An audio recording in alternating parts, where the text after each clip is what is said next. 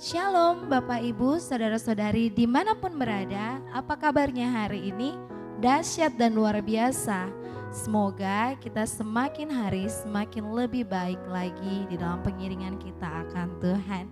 Kiranya nama Tuhan yang dipermuliakan dan kita semua diberkati. Saat ini dari tempat ini kami mengundang Bapak Ibu, Saudara-saudari dimanapun berada bersama-sama dengan keluarga kita mau masuk dalam hadiratnya Tuhan. Kita mau katakan bahwa Tuhan adalah bagian dalam kehidupan kita dan yang menjadi kerinduan kita, kiranya pujian dan penyembahan kita boleh menjadi korban syukur yang berbau harum yang menyenangkan hati Tuhan dan menjadi ibadah kita yang sejati. Haleluya.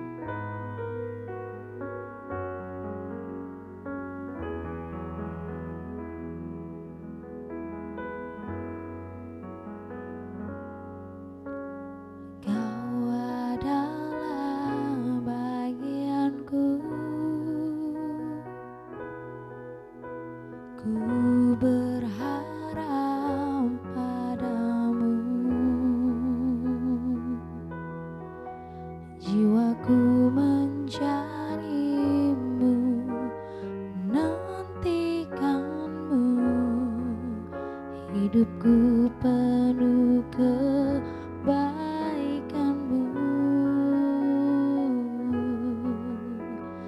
Kau adalah bagianku, ku berharap padamu, jiwaku mencarimu, menantikanmu, hidupku penuh kebaikanmu. Kasih setia Tuhan tak berkesudahan, tak habis-habisnya rahmat-Nya, selalu baru setiap pagi, baru setiap hari, besar kesetiaan-Mu.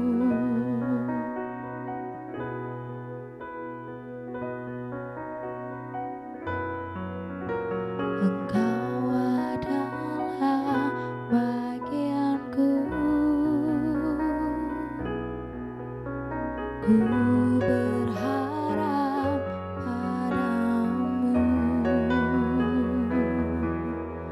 jiwaku mencarimu,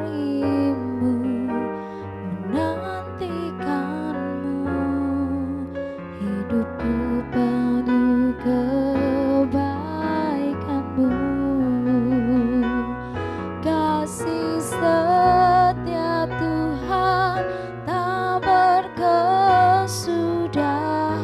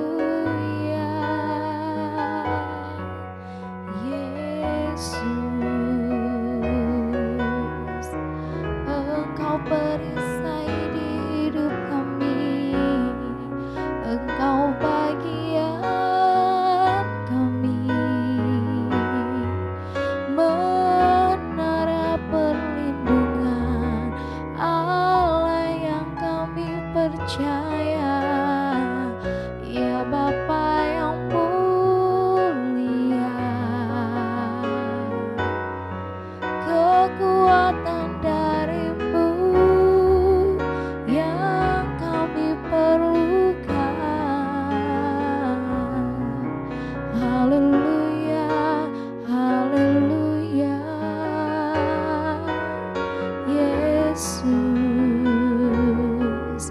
besar setiamu Tuhan.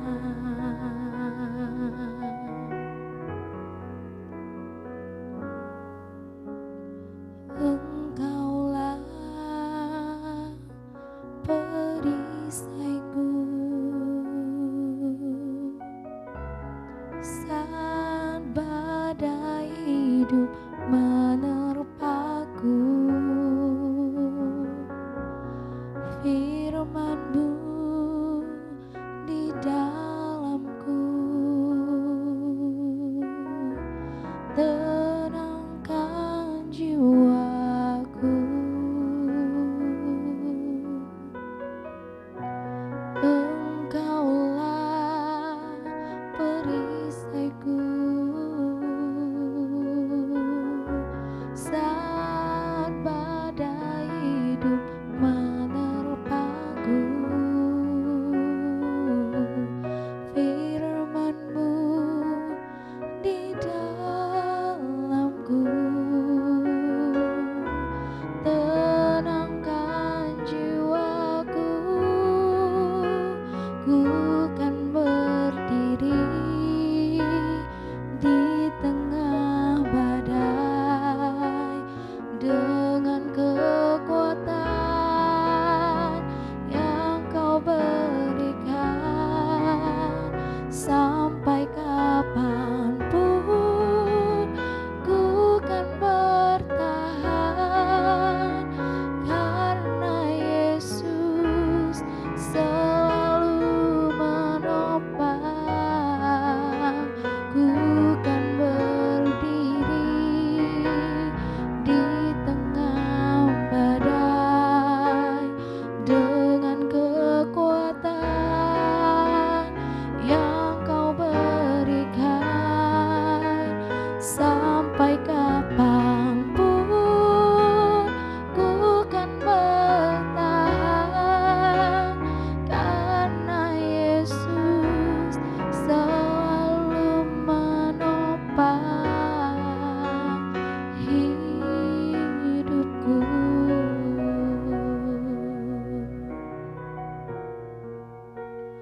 Karena Yesus selalu menopang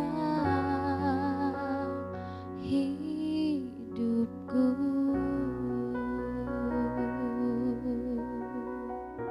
Kami imani pujian ini ya dan amin ya Tuhan, bahwa Engkau satu-satunya bagian kami, Engkau satu-satunya perisai dalam kehidupan kami ya Tuhan. Ketika kami lemah, Engkau Allah yang menguatkan kami oleh setiap firman-Firman-Mu Tuhan, yang kami dengar dan bertumbuh berbuah manis dalam hidup kami ya Bapa. Oleh sebab itu Tuhan, kami mengangkat tangan kami, tanda kami berserah kepadamu. Sebab kami percaya Allah kami yang ajaib, Engkau akan turun tangan memegang setiap kami Tuhan, dan memberikan kekuatan kepada kami. Kami mengucap syukur Tuhan. Haleluya. Amin.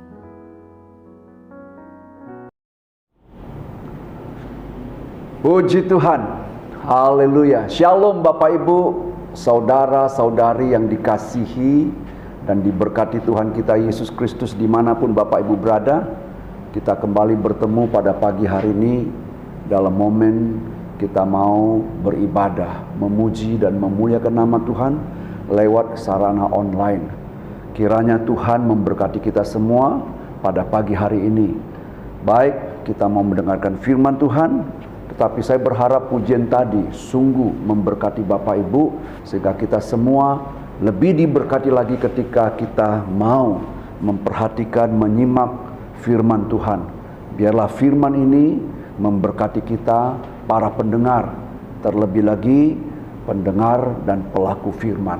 Baik, saya akan bacakan firman Tuhan pagi hari ini. Firman Tuhan diambil dari kitab Ulangan pasal 30 ayat 19. Demikian bunyi firman Tuhan.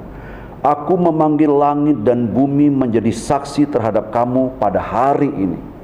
Kepadamu kuperhadapkan kehidupan dan kematian, berkat dan kutuk.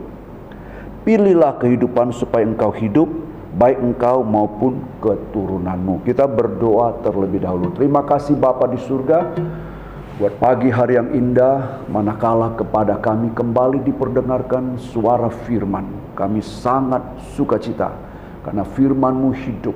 Dan biarlah firman-Mu itu memberikan pencerahan dan mengalir, menjadikan berkat dalam kehidupan kami, semua yang mendengarkan pada pagi hari ini. Terpuji nama Tuhan kekal sampai selama-lamanya. Juga urapi hamba-Mu, memampukan hamba-Mu dengan pengurapan-Mu untuk menjelaskan kebenaran firman-Mu. Terima kasih Bapa, dalam nama Tuhan Yesus kami berdoa, ucapan syukur dan terima kasih. Haleluya, amin. Bapak Ibu Saudara kekasih, dalam nama Tuhan Yesus Kristus, firman Tuhan ini ditulis oleh ilham Roh Kudus oleh Musa, ditujukan kepada bangsa Israel, umat pilihan, pada fase di mana mereka hampir menjejakkan kakinya masuk ke tanah Kanaan, atau disebut dengan tanah perjanjian, atau disebut dengan tempat perhentian, dengan menghadapkan kepada mereka suatu pilihan, yaitu pilihan kehidupan dan berkat, atau kematian dan kutuk. Nah, kalau pagi hari ini kita mendengarkan firman ini, yang tadinya ditujukan kepada umat Israel, bangsa pilihannya, kalau pagi hari ini diperdengarkan kepada kita, berarti pagi hari ini juga firman Tuhan ini ditujukan kepada Anda dan saya, kepada kita semua. Ya. Kalau melihat isian firman Tuhan yang kita baca tadi, saya pikir, saya percaya ini masih sangat relevan. Kenapa? Memang sampai sekarang kita umat manusia dalam kehidupan di atas muka bumi masih memilih antara hidup, berkat, dengan kematian dan kutuk. Oleh sebab itu, biarlah pada pagi hari ini kita simak baik-baik, perhatikan dengan seksama isi firman Tuhan, dan kita berdoa supaya kuasa Roh Kudus memberkati kita, memberikan kepada kita kebijakan, dan menuntun kita untuk melakukan pilihan yang baik. Supaya apa? Karena pilihan yang baik atau pilihan yang salah berdampak kepada keturunan-keturunan berikutnya. Musa dalam menyampaikan firman Tuhan ini dikatakan begini, aku memanggil langit dan bumi menjadi saksi. Kita semua tahu dan semua manusia sudah umum mengerti bahwa gambaran langit adalah sebagai tempat gambaran keberadaan Allah. Jadi ketika Musa mengatakan aku memanggil langit, berarti aku juga memanggil Allah untuk menjadi saksi. Juga aku memanggil bumi, di mana bumi tempat kediaman kita manusia. Artinya Musa menghendaki memanggil Allah menjadi saksi, juga manusia-manusia menjadi saksi. Dia sampaikan firman Tuhan tentang pilihan, yaitu kehidupan atau kematian. Nah, kita kembali kepada kehidupan manusia awal, di mana keturunan manusia pertama, yaitu anak-anak Adam dan Hawa, Kain dan Habel. Kenapa saya katakan kita kembali ke sana? Karena cerminan kehidupan manusia awal itu, kiranya ini menjadi contoh bagi kita, untuk kita melihat bagaimana kehidupan kita sekarang ini, di mana sudah ada manusia terdahulu yang memberi contoh bagi kita. Kita perhatikan dengan baik-baik. Ya, saya katakan begitu karena saya sangat yakin baik Kain maupun Habel, saya sangat percaya orang tuanya yaitu Adam dan Hawa telah memberikan pengajaran, pembelajaran kepada mereka untuk hidup yang berpusat kepada Allah, yaitu bagaimana membina relasi hubungan dengan Allah Sang Pencipta. Ini terbukti karena kalau kita baca di dalam Kejadian pasal 4, di sana dikatakan gini, setelah beberapa waktu lamanya, di pasal 4 ayat 3, maka Kain mempersembahkan sebagian dari hasil tanah itu kepada Tuhan sebagai korban persembahan. Habel juga mempersembahkan korban persembahan dari anak sulung kambing dombanya, yakni lemak-lemaknya. Kedua orang ini kakak beradik membina hubungan relasi dengan Tuhan sambil masing-masing membawa korban persembahan kepada Tuhan. Saya yakin ini adalah pembelajaran dari orang tua. Tetapi kalau kita baca lebih lanjut, di sana dikatakan bahwa di ayat 5, tetapi Kain dan korban persembahannya tidak diindahkannya, ya. tetapi Kain dan korban persembahannya tidak diindahkan. Di ayat 4 di sana dikatakan Habel juga mempersembahkan persembahan dari anak sulung kambing dombanya, yakni lemaknya. Maka Tuhan mengindahkan Habel dan korban persembahan. Di ayat 5, tetapi Kain dan korban persembahannya tidak diindahkan. Jadi ketika Allah menyebutkan ketika persembahan mereka tidak diindahkan, maka Allah terlebih dahulu menyebutkan Habel, Kain, dan kemudian baru persembahannya. Saya sangat percaya berarti di sini Allah terlebih dahulu memperhatikan manusianya, baru apa yang dipersembahkannya. Nah, berabad-abad kemudian firman Allah juga ditulis oleh ilham roh kepada Paulus di dalam Ibrani pasal yang ke-11 ayat keempat. Kita akan baca di sana, saya akan baca, Bapak Ibu perhatikan. Di sana dikatakan begini, Ibrani pasal 11 ayat yang keempat.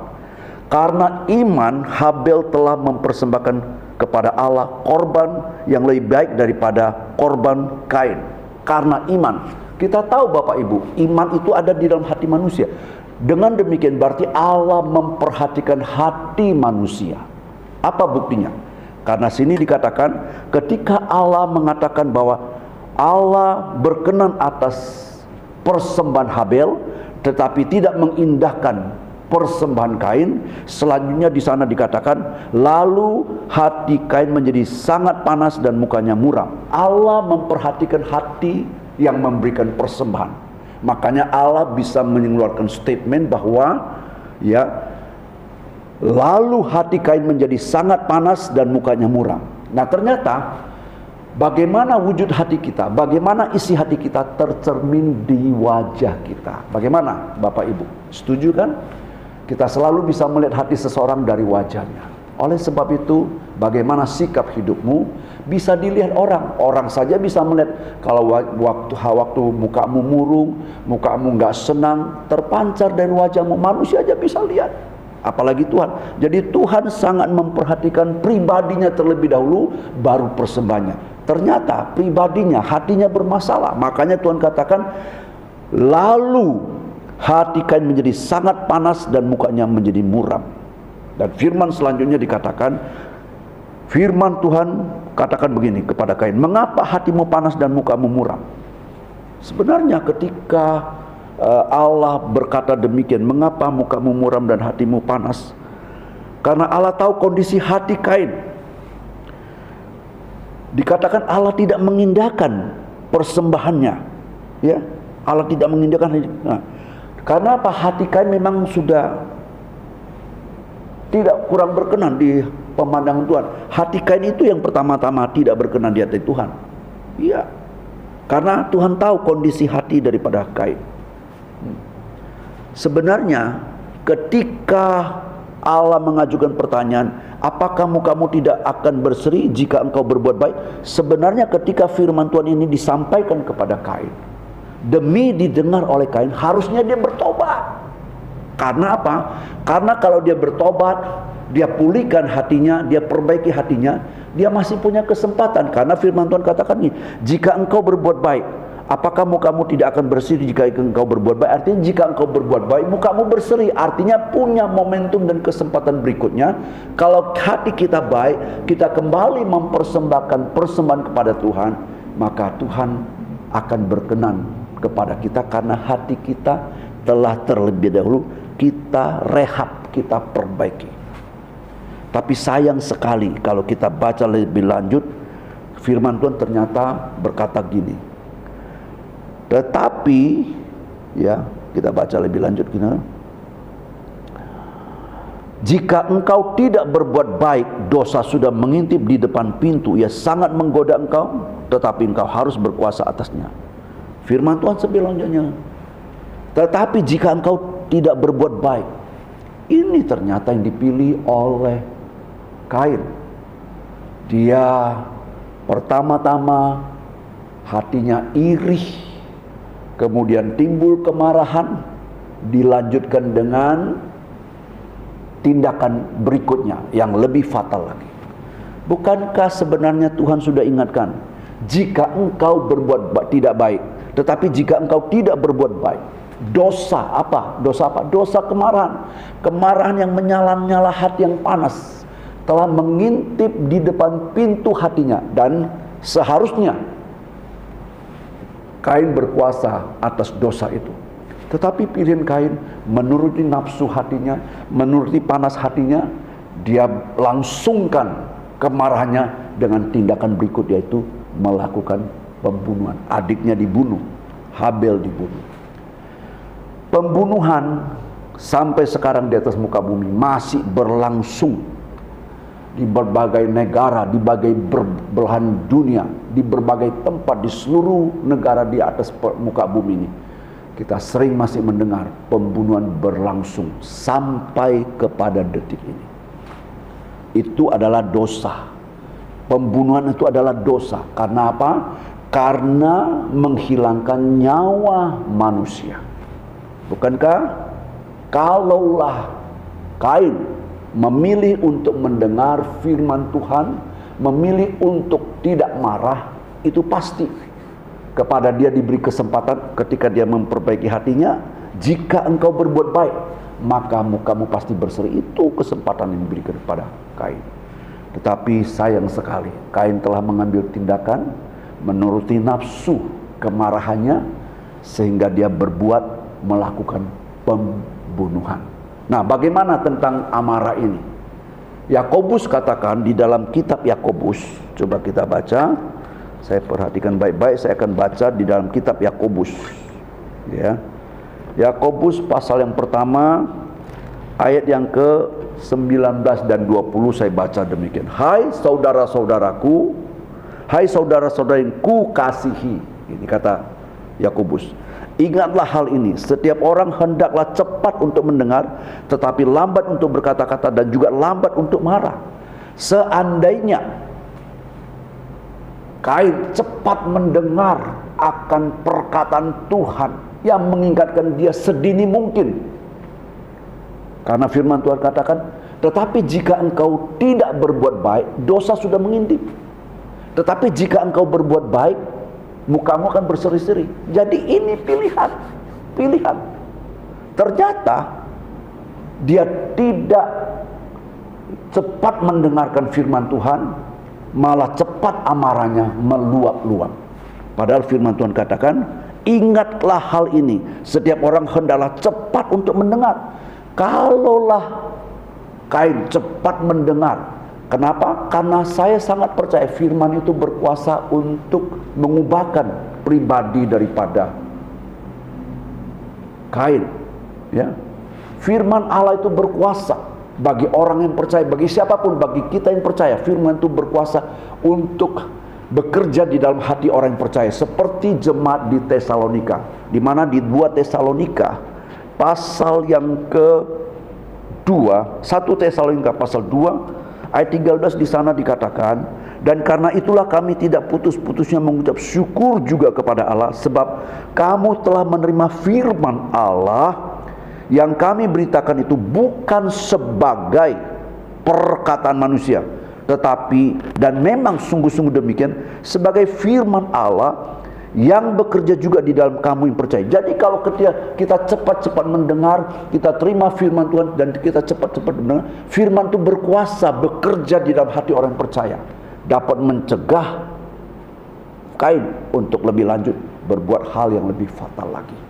Itu sebabnya firman Tuhan.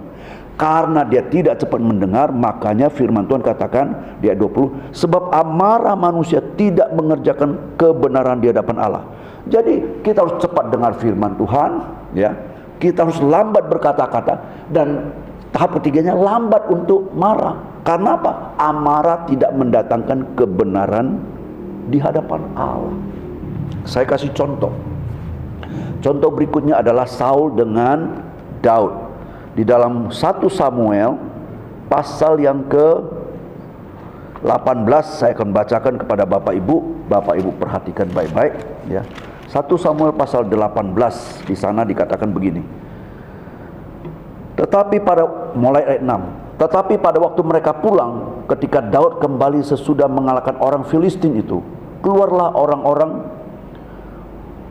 perempuan dari segala kota Israel menyongsong Raja Saul sambil menyanyi dan menari-nari dengan memukul rebana, dengan bersukaria dan dengan menyanyikan gerincing. Ayat 7. Dan perempuan yang menari-nari itu menyanyi berbalas-balasan, katanya, Saul mengalahkan beribu-ribu musuh, tetapi Daud berlaksa-laksa. Ini rombongan raja yang telah menang terhadap orang Filistin pulang, disambut oleh wanita-wanita dari berbagai kota di Israel dengan nyanyian saling saut-sautan dengan berkata, ya, Saul mengalahkan beribu-ribu, tetapi Daud berlaksa-laksa. Ayat selanjutnya di sana dikatakan, lalu bangkitlah amarah Saul dengan sangat, dan perkataan itu menyebalkan hatinya, sebab pikirnya, kepada Daud diperhitungan mereka berlaksa-laksa, tetapi kepadaku diperhitungan beribu-ribu. Akhir-akhirnya jabatan raja itu pun jatuh kepadanya. Ayat selanjutnya ayat 9. Sejak hari itu maka Saul selalu mendengki Daud. Akibat dari amarah, dari iri karena wanita-wanita para perempuan itu lebih memuji Daud, karena iri timbul kedengkian. Timbul kedengkian, timbul kemarahan, dari kemarahan timbul tindakan pembunuhan. Saul beberapa kali berusaha untuk membunuh Daud. Coba lihat, ternyata sama seperti Kain. Kain memilih untuk membunuh adiknya Habel. Ya, inilah pilihan daripada Kain. Akibat pilihan daripada Kain, kita baca lebih lanjut, ya. Kita baca lebih lanjut di dalam Kejadian pasal yang keempat. Di sana dikatakan keturunan berikutnya daripada Kain, yaitu Lameh. Di pada pasal 4 ayat 23, berkatalah Lameh kepada kedua istrinya itu, Ada dan Jilah, dengarkanlah suaraku, hai istri-istri Lameh, pasanglah telingamu kepada perkataanku ini. Aku telah membunuh seorang laki-laki karena ia memelukai aku, membunuh seorang muda karena ia memukul aku sampai bengkak. Nah, Kain membunuh Habel, satu orang, tapi keturunan berikutnya dan beberapa keturunan kemudian tercatat di firman Tuhan, terjadilah pembunuhan. Kedua kalinya sudah meningkat, dari membunuh satu orang, membunuh dua orang. Pembunuhan sampai sekarang masih terjadi. Karena apa? Karena amarah. Dosa amarah itu sangat-sangat tragis, Bapak Ibu. Ya, semestinya ketika Kain mendengarkan peringatan dini dari Tuhan, firman Tuhan katakan, tetapi jika engkau tidak berbuat baik, dosa sudah mengintip di depan pintu, ia sangat menggoda engkau, tetapi engkau harus berkuasa atas. Semestinya ketika mendengarkan firman Tuhan demikian, harusnya dia bertobat, dia perbaiki hatinya, dan berikutnya dia baru mempersembahkan lagi. Artinya dia melakukan penguasaan diri. Bukankah penguasaan diri adalah buah-buah roh? Ya, Galatia pasal 5 ayat 23. Penguasaan diri adalah buah-buah roh. Kita harus dapat menguasai diri. Tapi sangat disayangkan, sudah terjadi. Kain melakukan pembunuhan, beberapa keturunan berikutnya juga melakukan pembunuhan, meningkat eskalasi jumlah yang dibunuh. Ya, bagaimana dengan Bapak Ibu? Semestinya, harusnya kita adalah orang yang dimarahi oleh Allah. Yesus pada waktu masih hidup di atas muka bumi sering mendapat perlakuan amarah yang menyala-nyala dari orang-orang Israel, ya, dari pihak tua-tua dan Farisi. Ketika Tuhan Yesus berkunjung dan makan bersama-sama pemungut cukai, mereka marah. Ketika Yesus menyembuhkan orang sakit, ya, Yesus tidak memilih, karena setiap hari adalah ciptaan Tuhan. Dia lebih mengasihi manusia daripada waktu. Maka dia kata, dia menyembuhkan orang-orang sakit pada waktu-waktu dikala pada hari Sabat, itu pun dimarahin oleh orang Israel. Apalagi pada waktu Yesus membangkitkan Lazarus, amarah itu meningkat begitu luar biasa sampai para tua-tua memutuskan. Mulai dari saat itu mereka mencari jalan untuk membunuh Yesus. Semestinya kita yang harusnya dimarah oleh Tuhan karena perlakuan kita, mulai daripada Kain, Habel, turun temurun sampai sekarang dosa pembunuhan itu merajalela di mana-mana dan belum berhenti, bahkan sampai akhir bumi, sampai menutup bumi pun mungkin dosa itu masih merajalela.